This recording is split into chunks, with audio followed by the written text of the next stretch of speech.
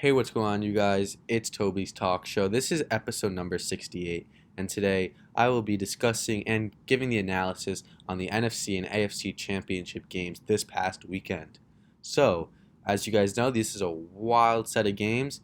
So I won't be giving my predictions in this video. I will keep it for a different video. But yeah, we will be talking about both the games, the Packers, Bucks, and the Chiefs, Bills, and we will be giving our analysis, and I'll just be talking about the games, what I saw, what I liked, what I didn't like, etc. So, we'll start off with the worst game. I thought we were going to have two good games this week. I was mistaken. I thought the Chiefs-Bills game, I thought the Bills would be able to, keep it at least pretty close, and we'll talk about them right now. They weren't able to. So let's get right into that with the Chiefs and Bills. That was at 6:40 p.m. Eastern, my time. So my thoughts. It sucks. I mean, really, from this game, if you watch this game, what it just told you is that the Chiefs' offense is too good, and that just overall the Chiefs' team is too good. They are just the best team overall. They're just too talented, and it's not fair. That's the sad reality of the situation. The Chiefs on offense have the best quarterback, and I've said this in multiple videos. The best tight end in the league, the best quarterback in the league, and he's also the baby goat, right? Like, he's about to be in his second Super Bowl in his 3 seasons starting, and he was in the AFC Championship his first season, so that's the worst he's done so far. And as in Patrick Mahomes, but you have the best quarterback in the league, the best tight end in the league, a top 5 wide receiver in the league. You have a top 3 defensive tackle in the league in Chris Jones, a top 5 safety in Tyrann Mathieu. Your cornerbacks absolutely locked up the Bills this week. I don't know what was wrong. I don't know what happened. Obviously, the Bills knew that they were not going to really get the stops that were needed on the defensive side that they probably could have got against other teams, right? I always talk about how if if you have a very good offense, you have a solid defense, and your solid defense makes a few key stops that are necessary, and your solid offense just gets the points necessary to win the game, which sounds obvious, but it is a strategy. Then you're good. Then you'll be a good team, and there won't be any worries. But with the Chiefs, if you're playing the Chiefs, it's a completely different story because they're going to drop 40 on you, and there's nothing you can do about it besides try to match it, right? And the Bills just couldn't. They simply couldn't. The run game didn't really look there with Chris Jones clogging up the middle every single time, and then the cornerbacks were locking them down. Diggs still had a good game. Beasley had a few nice plays. So did John Brown, it felt like, but I don't think he had that many catches though. But overall, it just felt like the Chiefs' defense was on clamps, and the Chiefs' offense was on like steroids, and they were all on speed pills and strength pills and catch pills, and they all just became gods. Like Pringle, I forgot his first name, but Pringle on the Chiefs was making crazy catches. Like I remember he did like a 15-yard curl, and he came in, and the ball got tipped, and he somehow caught it and ran for the first, or was right before the first. Just like, and like McCole Hardman, like, he goes down, and like he's all disappointed in himself, and everyone's like, yo, like, get up. Like, we were down 28-0 to the Texans last year. Do you not remember that, bro? Like, you were on the team. And he scores a touchdown. Like, the team just looks too good. There are too many weapons there, right? Like, you have Hill, Watkins, Hardman, Pringle, Demarcus Robinson, Kelsey, Allaire, Le'Veon Bell, who hasn't played really. I don't know what happened to him.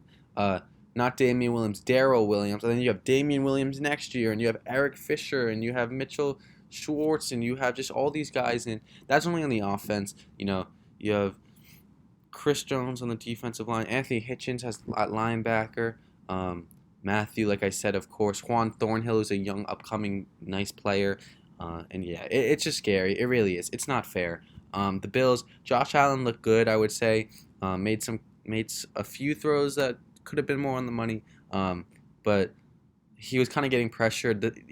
One of the issues with Josh Allen is he kind of freaks out at sometimes. He's done it in basically every playoffs he's been in so far, which is 2. That 20-yard sack that he had that kind of killed that drive, that was stupid. Just throw the ball away. You're a quarterback. You should know that. And yeah, that's just my analysis. The Bills' defense, I mean, I don't blame them. The Chiefs' offense is just too good.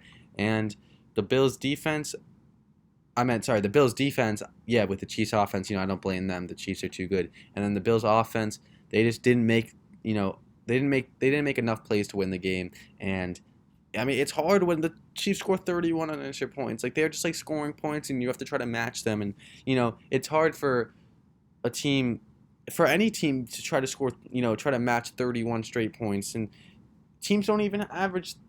Teams average like 20 points a game, and the Chiefs are putting up 31 straight. So like, I understand. Buffalo, I think, should be very proud of the season that they had. They did have a very good season, right? Like, I thought the Bills would be a very good team this year, but the fact that they made it to the AFC Championship and lost to the Chiefs, and it wasn't a blowout, like, I'd be pretty proud of that as a Bills fan. I'll take it. Like, I don't know. That's my perspective. I don't think a lot of people had the Bills making the AFC Championship this year. So, the fact that they did, good for them. Now we're going to go to the really good game, which is the Bucs and Packers game. And this was a wild one. You had the penalty call. You had not going it for on fourth down. You had a lot of things happening throughout the play. We'll talk about it. Let's start from kind of the beginning where, the game starts and the Bucs get the ball and Tom Brady drives in like 4 plays down the field and scores a touchdown to Mike Evans. I didn't understand what the Packers were doing because the whole time it felt like Jair Alexander would be on Mike Evans. And in the first drive, there was not one play where Jair Alexander was on Mike Evans. And Mike Evans caught 2 passes, one for 35 yards, I think, and then one for a touchdown. And I was like what are you doing? And then throughout the whole game, Mike Evans was you just see him burning Kevin King, and you're like, where's Jair? Like, obviously Chris Godwin's a very, very good receiver, but if you have a Mike Evans type player where you're a gigantic beast and you moss people and you just bully people like a AJ Green, like a Calvin Johnson, like you need Jair there, and they didn't have him. They were just single covering him with Kevin King, who got burnt the whole game. Besides that, I mean, really how it is you could blame the refs. I'm not blaming the refs. I didn't really care who won. I just wanted a competitive game, which I got, which I'm happy about. But Brady throws 3 picks. And the offensive line lets up 2 sacks on 2 of those drives, 2 big sacks that ended the drives. And you're acting like the rest did that. I mean, look, obviously you didn't have David Bakhtiari, but the Bucs didn't have Antonio Brown and Antoine Winfield. And from my perspective, I mean, I don't know how you're going to blame the refs if you score 6 points on 3 possessions after a turnover. 6. You got 2 field goals out of 3 picks. I think it might have been a fumble. I think there might have been 1 fumble. But either way, 6 points. It's nothing. It's trash. It's garbage. You have Aaron Rodgers. Aaron Rodgers should not be giving you 6 points on 3 possessions. In any type of possession, he most likely gets you 7 points. At least 3. So, I mean, I don't know. It's wild. I mean, he's still going to win MVP, which I'm very happy for him. But, yeah, it sucks to see Aaron Rodgers continuing to lose so close to the Super Bowl. It's been... I wasn't even at the age yet where I could actually appreciate him in the Super Bowl. And it sucks that it seems like I'm never going to get it. And I feel like the only thing you can blame is the Packers franchise. But before I start talking about that with Aaron Rodgers, how I saw this game, the turnovers killing the penalty, it was a penalty. I understand that they weren't calling it, that tightly the whole game. But I'm just saying, if they didn't call that if they didn't call that, the media would be all over them for not calling it. So there was no win-win situation. It was a lose-lose situation. You either called it and you got made fun of for doing it 30 seconds late or later than normal, and everyone's saying it's not a call, or you don't call and everyone freaking out that it actually is a call, especially if they review it afterwards and they're like, yeah, refs, you missed this, right? So they made the right call. It was, but yeah. So I don't understand how people could really be mad at that. I understand, if you're going to do it one side, do it to the other side, like call fouls on both sides. But that was pretty blatant. Anyone could see that. Besides that, not going on for fourth down, I did not agree. I watched it with a friend of mine. He said that they should kick the field goal before they even did. And I said, what are you talking about? And he said it makes sense. They have 3 timeouts. And I just said, look, like they have Brady. What do you mean? Brady's been torching the offense all game. Obviously, he's had 3 picks. One of them, he got pressured. Leonard Fournette did not pick up the block. That was his fault. If he picked up the block, it would have been an automatic touchdown. Guy was wide open.